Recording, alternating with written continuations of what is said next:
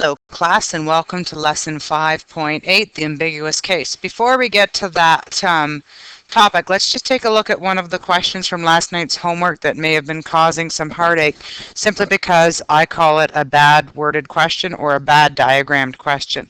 So if you take a look at page 318, number 8, the diagram is bad. I don't like it because it doesn't truly indicate where the 9,750 belong. If it was to mean that the distance between the plane and point A or site A is 9,750, I would like it to see it shown on the diagonal. Likewise, if it was the height of the plane going cruising at a regular altitude of 9,750 meters, it would be like this. However, the textbook puts it somewhere in the middle. So if this question was a test question, hopefully I wouldn't have worded it as such, but I would have to accept both answers. But the textbook interprets it this way. So this is the textbook interpretation.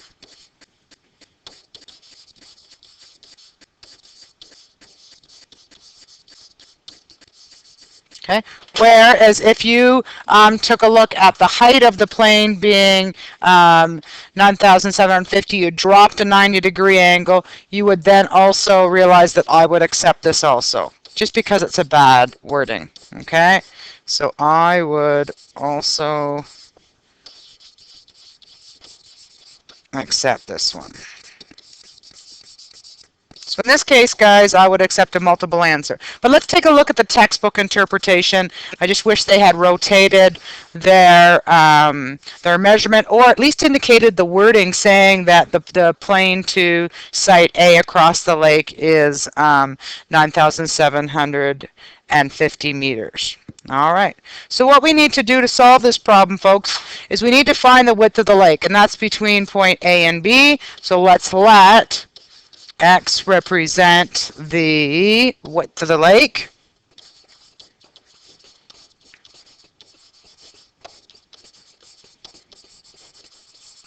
Which is distance between, if you wanted to argue that one, it's distance between A and B.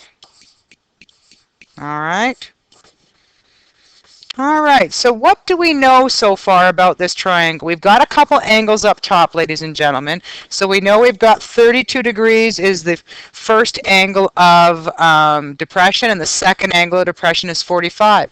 If we notice that we have one angle that's the larger one, we can subtract the smaller one to get this interior angle here. So what you're going to do is take 45 degrees and subtract 32 degrees. So you're going to find that that angle equals 13 degrees. So we can now put that in our diagram.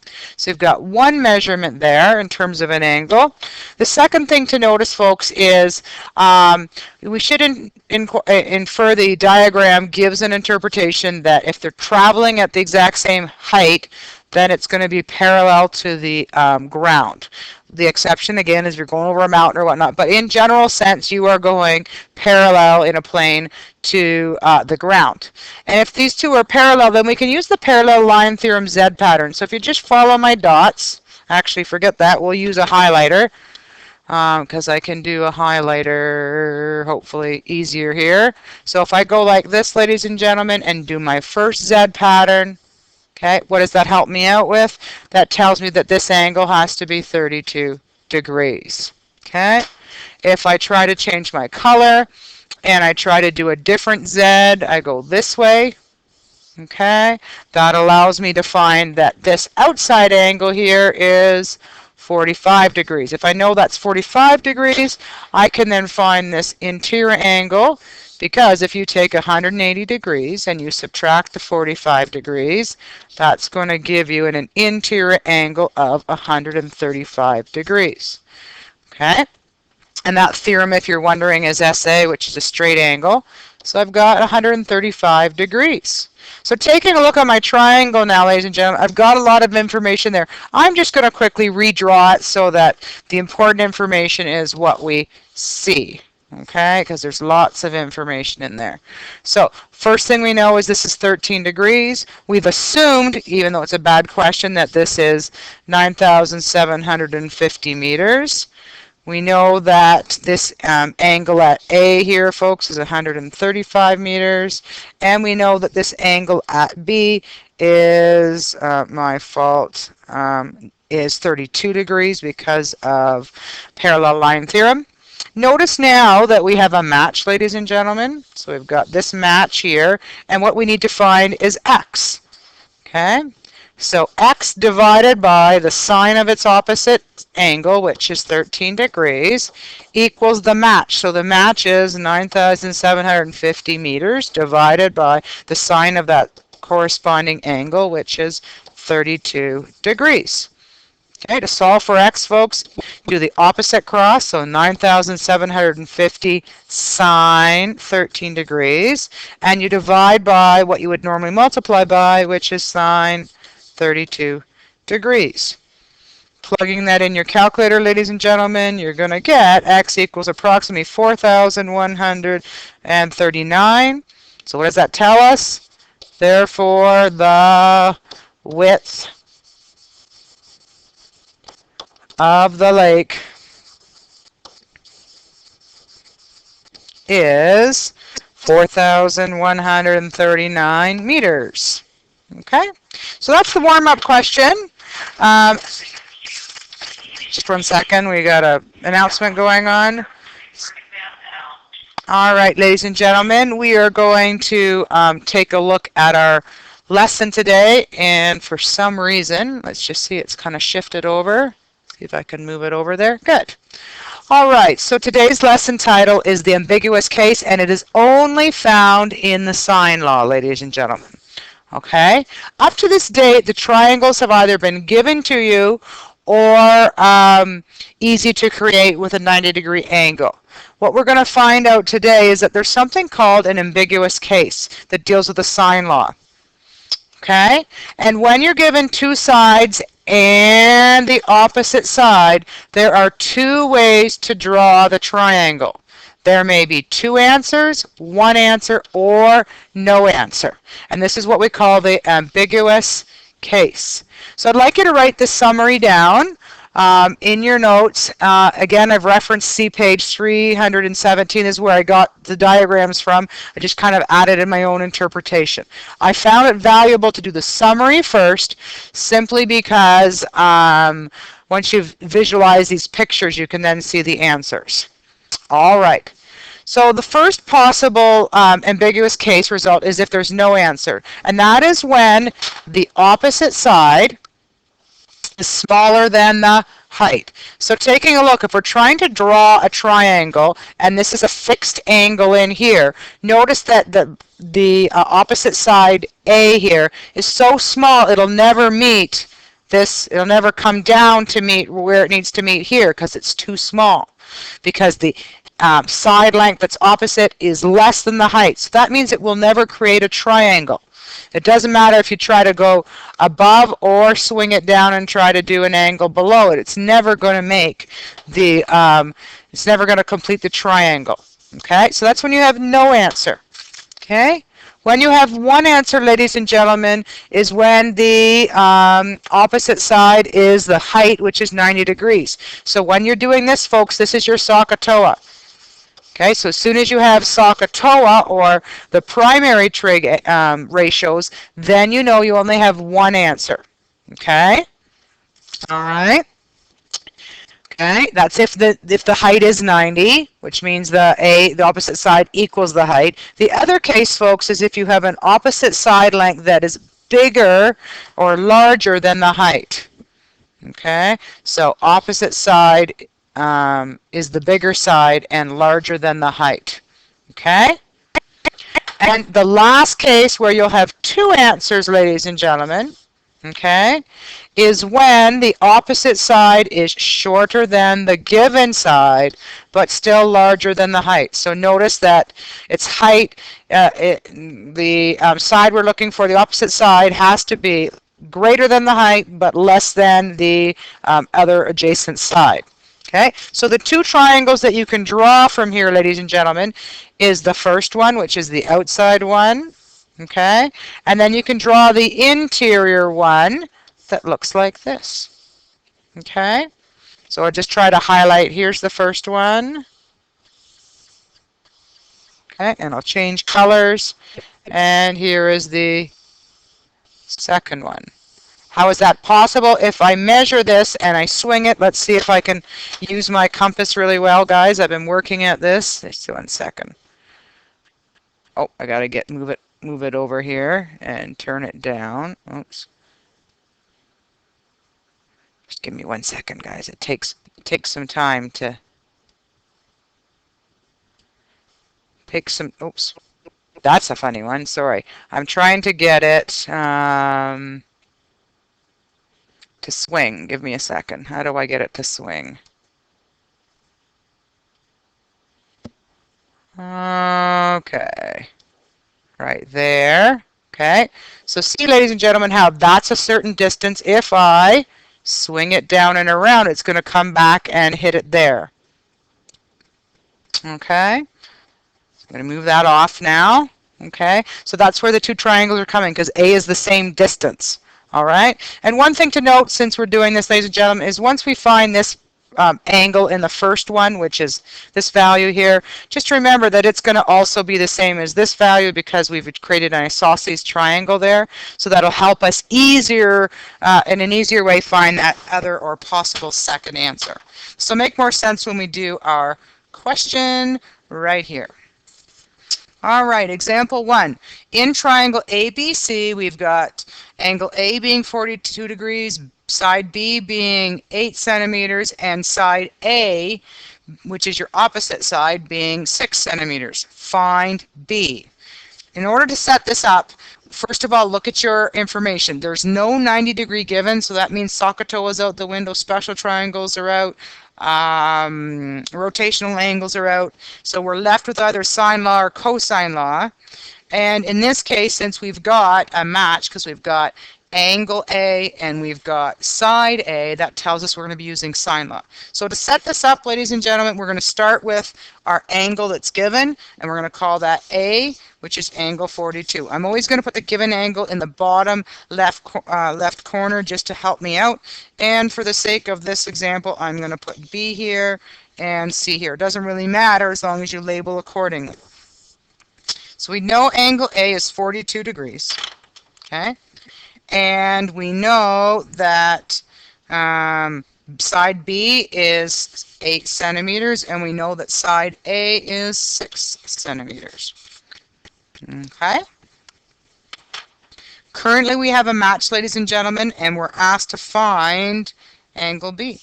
So to find angle B, we're going to go that sine of B over the measurement of side B, which is 8, equals our match. So our match, ladies and gentlemen, is sine of 42 degrees divided by the measurement of 6. So again, we want to get sine B by itself. So you do the opposite cross, which is 8 sine 42, divided by what we would normally multiply, which is 6. Remember here, folks, we want to find the angle, so angle B equals the sine inverse, okay, of this fraction.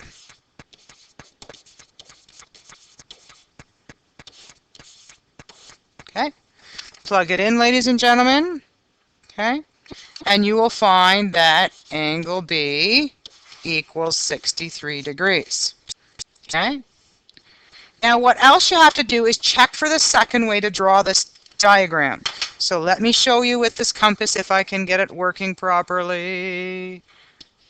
Okay. So if I put my compass here and I move it around here, just trying to get it set up here, so give me a second. Patience, please. I know it takes a tricky hand to get this one going here. Okay, so that is a measurement of 6, ladies and gentlemen. If I were to follow it around and I drew it accurately, you notice that it would hit again, okay? So the problem is I just didn't draw my diagram correctly enough, but you notice how it would hit again?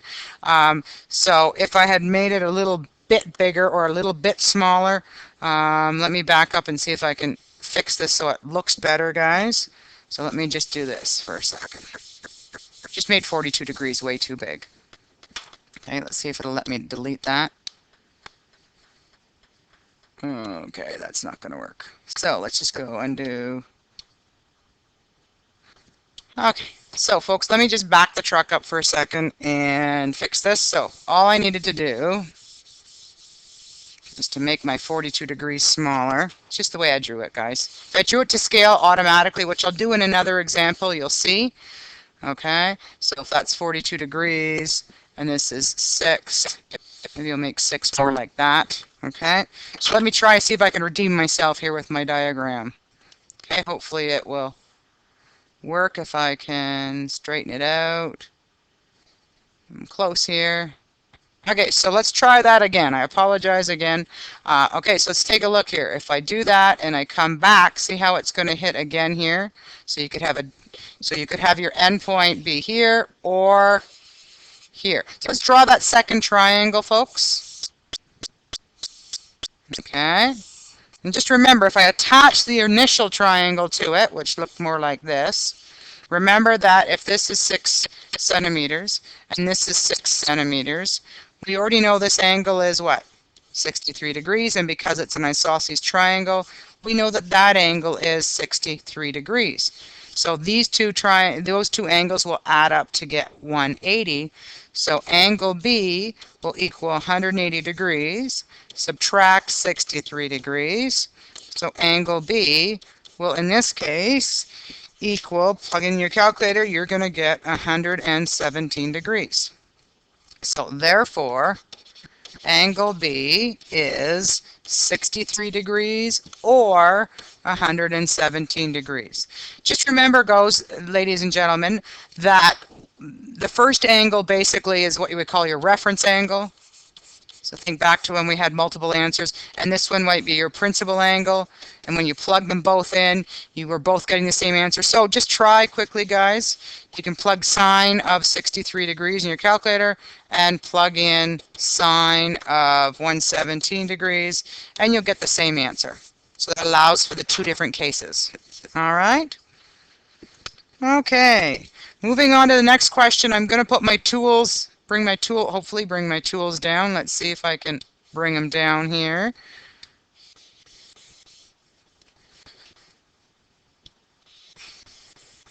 So I can get them out of the way here. All right, taking a look at this example, ladies and gentlemen, example 2. In triangle ABC, we have that angle B equals 40 degrees. So that's the angle that we're going to have down here. Again, we've checked and we don't have any 90-degree angles. So this is going to be angle B, which is 40 degrees. Okay, and then we're going to, just for argument's sake, put A here and C here. Okay, so we draw our triangle. So that's 40 degrees, and this is 10.3 centimeters, and this is 4.1 centimeters. All right, and it asks us to find angle A. So angle A is here. So let's just plug it in our calculator. I know we didn't draw this to scale, but we will in a minute, and I'll show you why I'm delaying it. You'll see in a minute. Okay? So the suspense is killing you, I know, but just have some patience with me, and you'll self-discover something in a second. All right, so we're trying to find that angle. So we're going to go sine of A over the measurement of side A, which is 10.3, equals our match, which is sine of 40 degrees, divided by side B, which is 4.1. We're going to cross multiply. Okay, so we've got sine of A equals the opposite cross, which is 10.3 sine of 40 degrees, all divided by 4.1, which would normally be multiplying. You have to divide, and then to get angle A, don't forget you got to do the sine inverse. Okay, so everybody grab your calculator and plug that in right now. I want you to actually do it, not just listen to me do it. Actually do it. Okay, so again, depending on your calculator, you're going to go second sign, opening bracket, 10.3 sign, 40 divide by 4.3 equals, and what do you get in your calculator, guys? Dun, dun, dun. The suspense is killing me. It's actually what they say, an error. So if you got an error in your calculator and you're frustrated, it's supposed to be that way because this is the ambiguous case where there is no solution. So there are no answers. Okay. And the reason why, guys, is because the opposite side, let me pull this up here for a second. The opposite side is smaller than the height.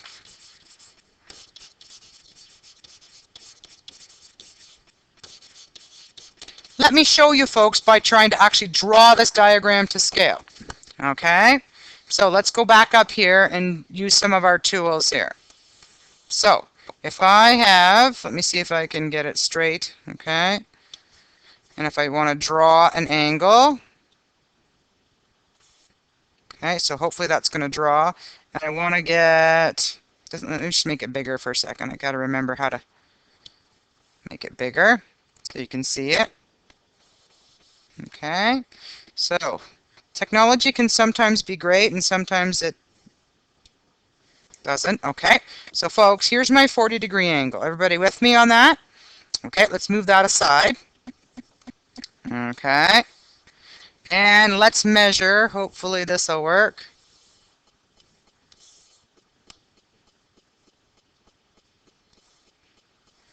Okay, oh, I gotta get the other one on. Where do I turn this one?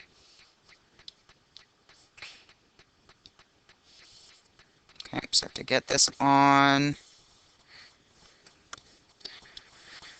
Here we go. So we're going to measure, ladies and gentlemen. I'm going to turn it. It's going to turn for me, right? There we go. Okay. And I want to measure off to, keeping it, going to measure off to, it says 10.3. So let's just say right about there is 10.3. Okay, so I'm going to hopefully take this off. Okay. So from 10.3, my value goes all the way up to there, and then it's going to come back down, and I got to measure 6.3. Okay? So taking a look, please work with me here. If I get a measurement of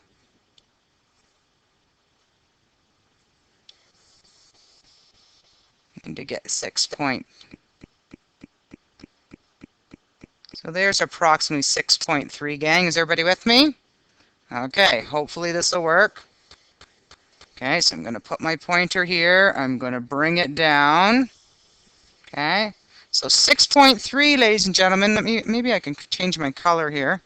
Okay, so 6.3 has a measurement like that. Oh, just to double check. Got to double check that measurement again. So it looks like it's a little off. Yeah, I went too far. Sorry, my fault, guys. So we'll bring it down here to 6.3. Ah, my fault. It's 4.1. Ha ha. There we go. 4.1. I was getting mixed up from last unit. Okay, so there's 4.1. Okay. Now if I try to bring my triangle down here, that's close enough. Okay, and I try to draw it. Notice, folks, that this angle is too far close to here, so it'll never close. Okay, so that is why when you draw things to scale, or using these tools to draw to scale, this is the ambiguous case where you're going to have no answers. Why, guys? Because this opposite side is less than the measurement of the height. Okay, and the opposite side has to be at least equal to the height or greater than the height. Okay. All right, let me see if I can erase this part here, just because it was the wrong one. Okay, so hopefully, guys, that gives you a good indication of this. Just erase that. Oh, it doesn't want to erase. That's interesting. Okay, we'll just pretend that one didn't work. All right. So again, if I wanted this to work, folks, if you wanted this case to work, the height, if I get this right,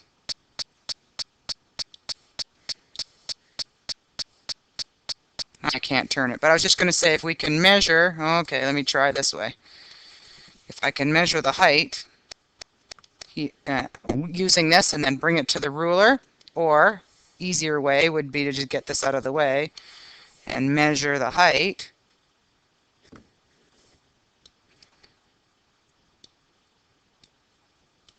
So in order to get one that would work, folks, it would this opposite side would have to be at least 7.2 meters or greater in order, or 7.2 centimeters in order for this to work. Okay, guys? Okay. All right. So there's a case where there is no answers. I've got one final question for you on the other side. Okay. So again, just remember, guys, that this didn't work because the opposite side is smaller than its height. All right, last example here. It's a tricky one, and it deals with a lighthouse. And a lighthouse is 10 kilometers from a yacht and 8 kilometers from the sailboat. Okay, from the yacht, the lighthouse and the sailboat are separated by an angle of 48 degrees. Is it necessary to consider the ambiguous case here? Well, what you have to think about is what information were we given? And in this case, we are given two sides and an opposite angle. If you weren't sure, let's draw the diagram first, or a possible sketch. The angle where the yacht is what we need to focus on first. Okay, so let's just say this is the lighthouse and this is the sailboat. Okay, what do we know? We know that this angle is 48 degrees, and we are given 8 kilometers between the lighthouse and the sailboat, and 10 kilometers between the lighthouse and the yacht. So notice in this case, folks, we are given two sides and an opposite angle. So that's why it is necessary. So yes, because we are given two sides and an opposite angle.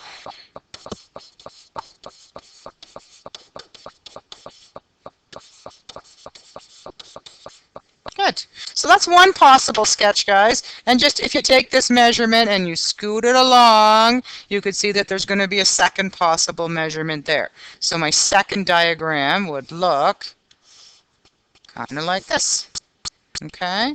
Where this is 10 kilometers, this is L, this is Y, this is S, and this is 8 kilometers. Okay? All right, so let's try to figure some things out. What we need to do is to find the distance between the yacht and the sailboat. Okay, so let's let X represent that distance. So let X represent the distance between yacht and sailboat. All right. But looking at this, folks, if I put that on my diagram, which is X right here, do we have the angle opposite to use right away? No. So we have to do something first. Remember, we've got our match here. Our match is this match right here.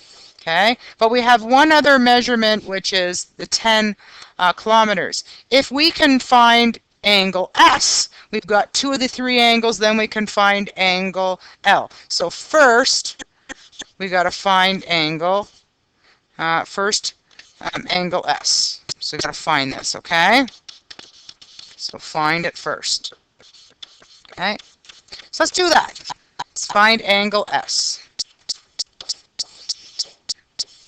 So calculate angle S. So what do we know? We know we've got sine of S, make sure it's not a 5, divided by the side of S, the opposite side of S, which is 10, equals our match, which is sine of 48 degrees, divided by our measurement opposite that, which is 8. Okay, Plugging that in, we know that we have sine S equals cross multiply. So 10 sine 48 divided by 8. Remember, to get angle S, you got to take the sine inverse of this.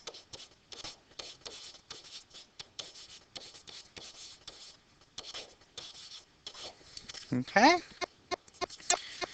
And plug that in your calculator, ladies and gentlemen, you're good.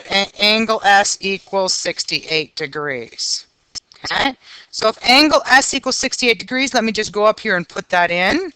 So 68 degrees. And we can use ASTT to find the angle L. Okay. So now find angle L. So doing that, angle L equals 180 degrees. Subtract the given 48 degrees. Subtract our calculated 68 degrees. And now we know angle L equals 64 degrees. Okay, once we know angle L, then we can do that ratio, sub that in to find your x. Okay, so x over the sine of L, which is the sine of 64 degrees, equals our ratio that we have for our match, so 8 over sine 48.